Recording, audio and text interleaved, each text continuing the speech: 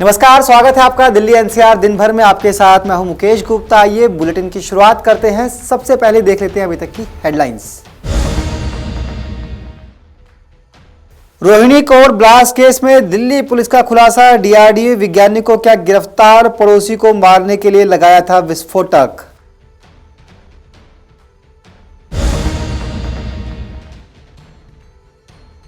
दिल्ली में आज से खुले 6ठी से 12वीं क्लास तक के स्कूल। खराब एक्यू और ओमिक्रॉन के खतरे के बीच केजरीवाल सरकार ने लिया था फैसला।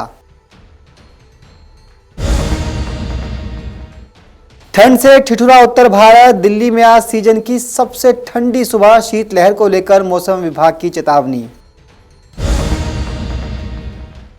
दिल्ली पुलिस ने की साथी अभियान की शुरुआत। अशोक विहार थाना कैंपस में पुलिसकर्मी और उनके परिजनों के लिए जिम, कैंटीन और मीटिंग हॉल बनाया गया।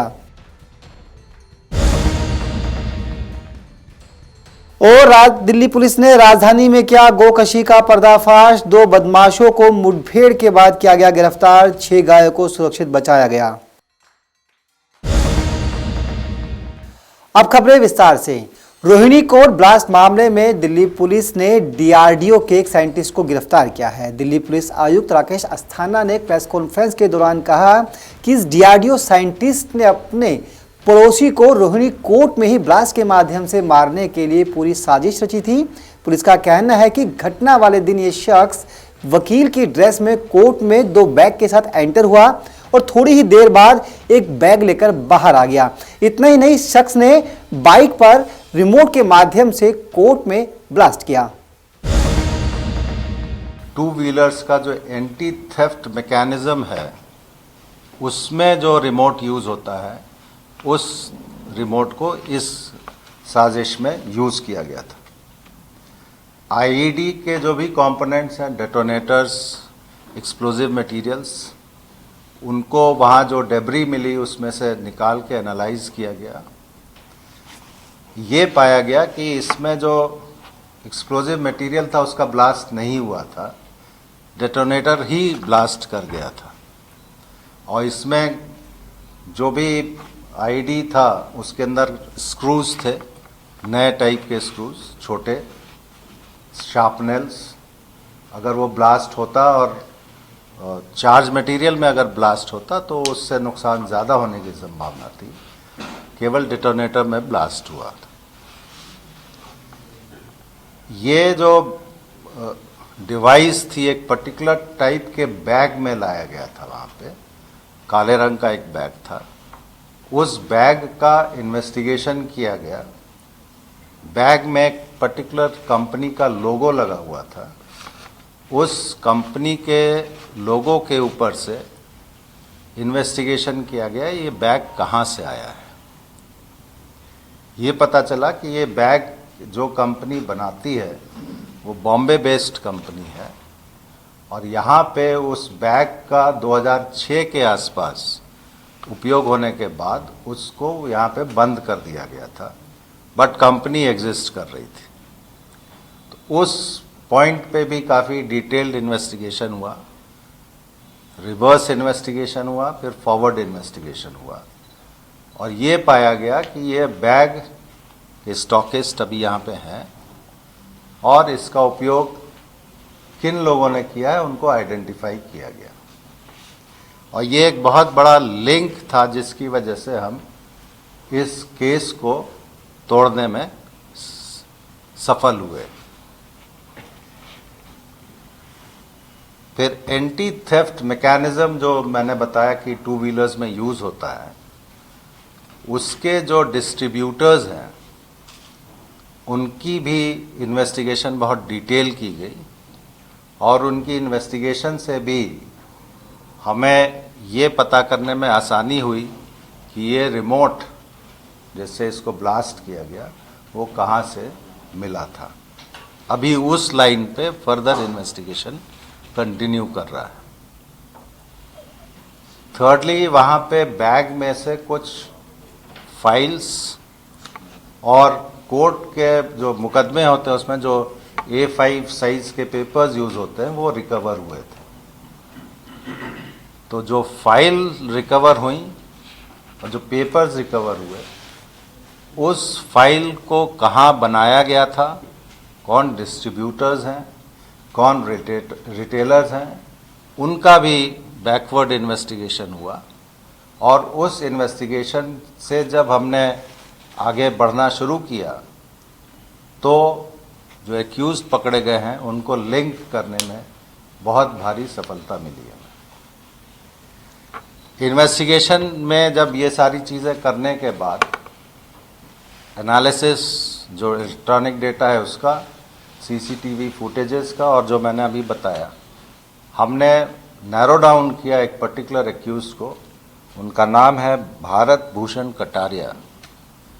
इनको कल हमने अरेस्ट किया। ही इज़ ए साइंटिस्ट और इनको कल पिकअप किया गया, इंटरोगेशन किया गया, इनके घर की तलाशी की गई। तो घर की तलाशी में ये चीज़ मिली कि जो बैग यूज़ हुआ था और जो बैग लेके ये गए थे कोर्ट कॉम्प्लेक्स में, उनसे रिलेटेड मटेरियल्स इनके घर पे मिले। बॉम्ब बनाने के लिए जो शार्पनल्स वगैरह यूज़ किए गए थे थोड़े बहुत, वो रिकवर हुए। इसके अलावा बहुत से इंक्रिमिनेटिंग चीज़ें वहाँ से मिली हैं जो उनको इस केस से लिंक करती हैं।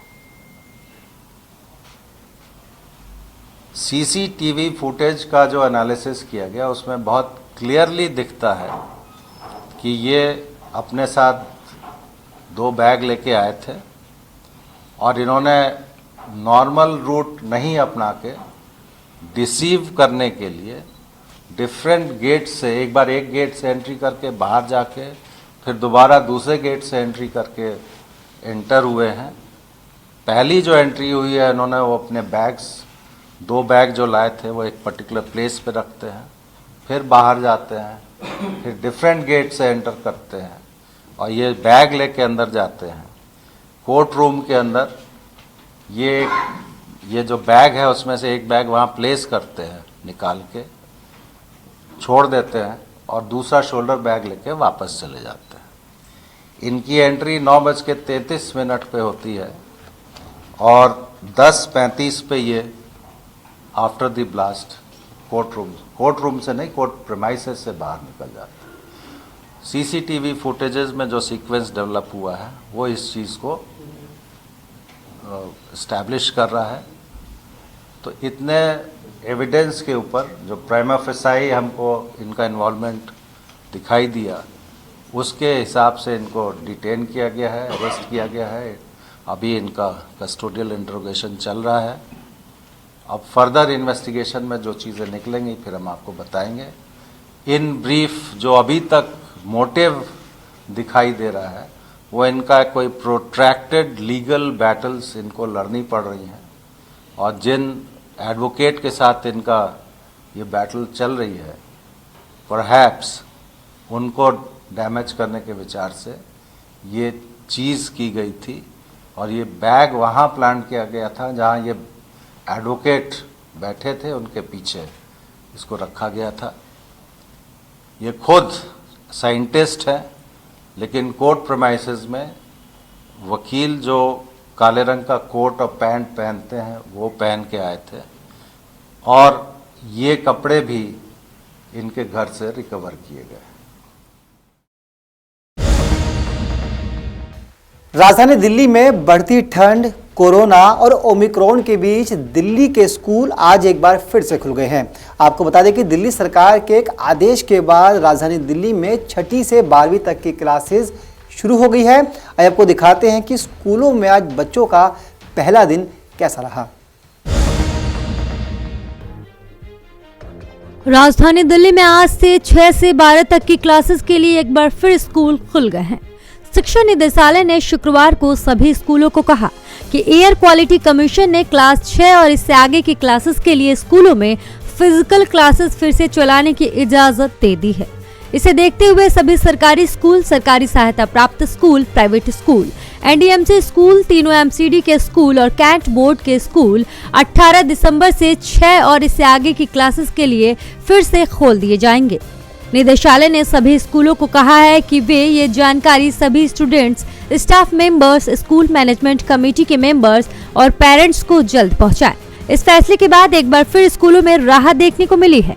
लगातार स्कूल को खोलने की मांग चल रही थी, लेकिन ओमिक्रॉन के बढ़ते मामलों की वजह से पेरेंट्स उलझन में हैं, क्योंकि दिल्ली पेरेंट्स एसोसिएशन की प्रेसिडेंट अपराजिता गौतम का कहना है कि कभी भी स्कूल खुल रहे हैं, कभी भी बंद हो रहे हैं।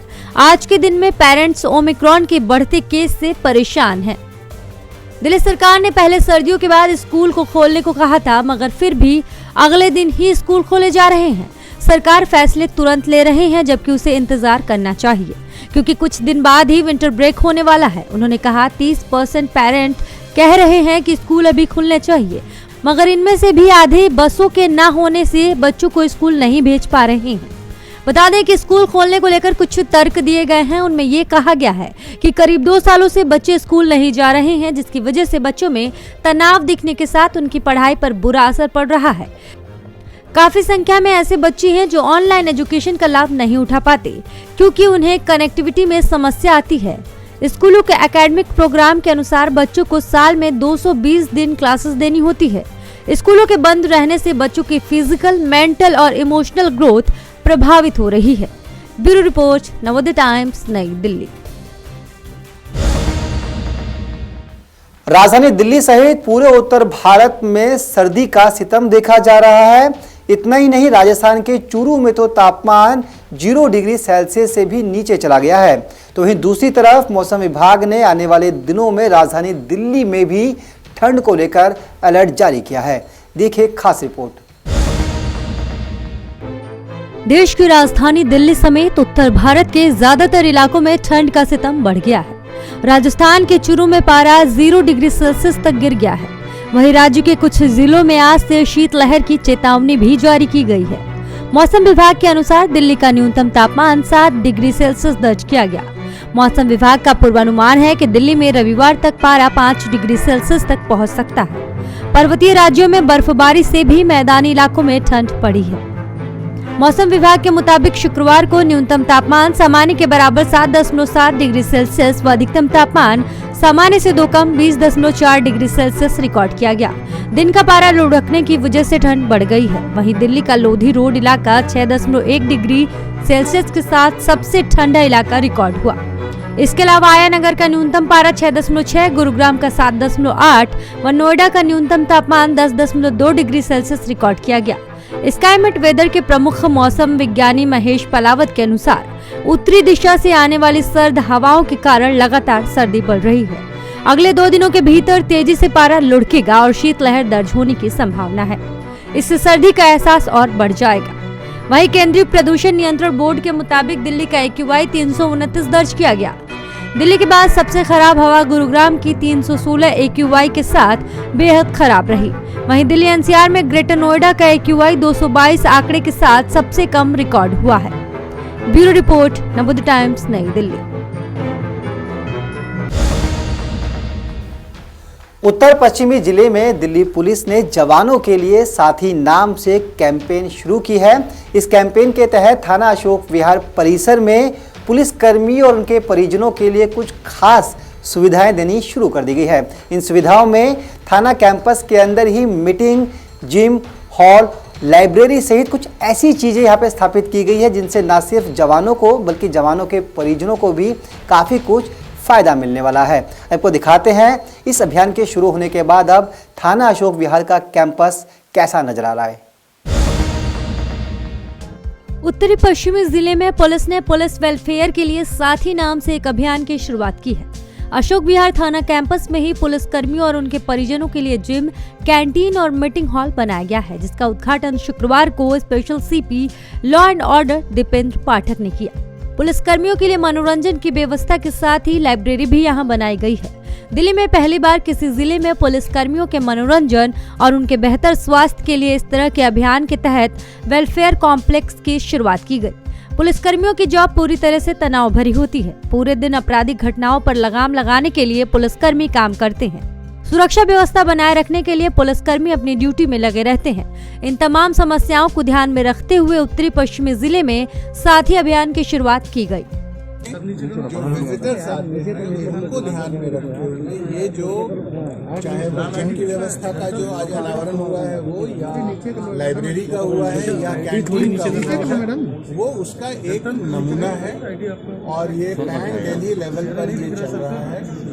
हम बेहतर तरीके से और हर तरह के जो भी छोटे छोटे एफर्ट होते हैं वो और जो तमाम जो नई ज़रूरतें सामने आती हैं उनको ध्यान में रखते हुए हम एक बेहतर वातावरण ये दे रहे हैं ताकि जो पुलिसकर्मी हैं वो बेहतर तरीके से काम कर सकें और बेहतर पब्लिक सर्विस डिलीवरी हो और साथ में वैसे लोग जो पुलिस परिसर में आते हैं किसी भी काम से आते हैं उनको भी एक बेहतर सुविधा मिल सके।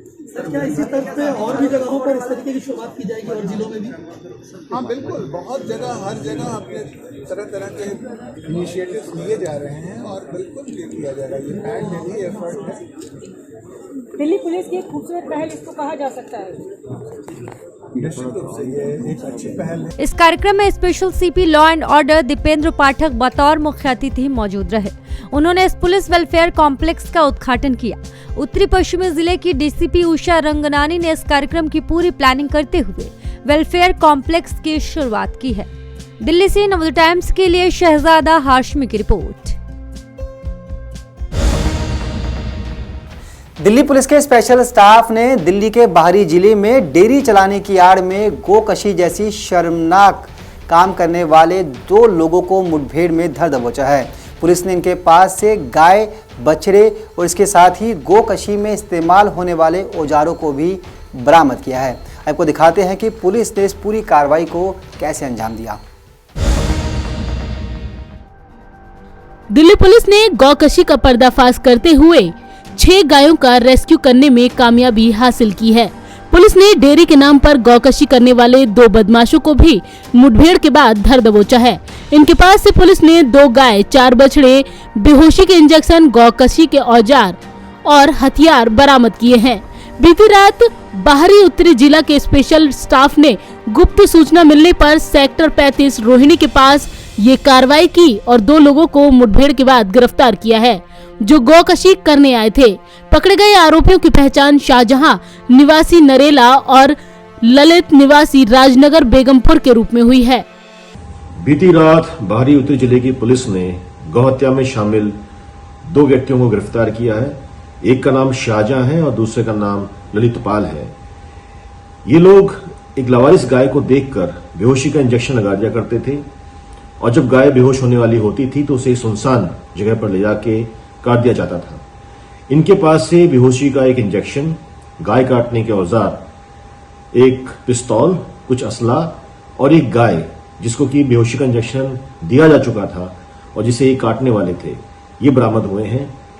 गिरफ्तार करने की कोशिश के दौरान इन्होंने पुलिस पे फायरिंग करी और जवाबी कार्रवाई के दौरान इनमें से व्यक्ति घायल हुआ जिसे कि अस्पताल के लिए रेफर कर दिया गया है और उसकी हालत अब खतरे से बाहर है। जब पुलिस को इनके बारे में गुप्त सूचना मिली और पुलिस इनको पकड़ने पहुंची तो उन्होंने पुलिस पर फायरिंग कर दी। जवाबी कार्रवाई करते हुए पुलिस ने भी फायरिंग की और शाहजहां को पैर में गोली लगी। पुलिस ने इनके भागने के मंसूबों पर पानी फेर दिया। पकड़े गए दोनों आरोपी पहले भी कई मामलों में नामजद है।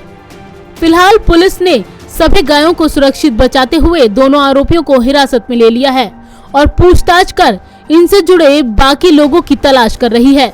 दिल्ली से अनिल अत्री के साथ संगीता सिंह की रिपोर्ट, नवोदय टाइम्स।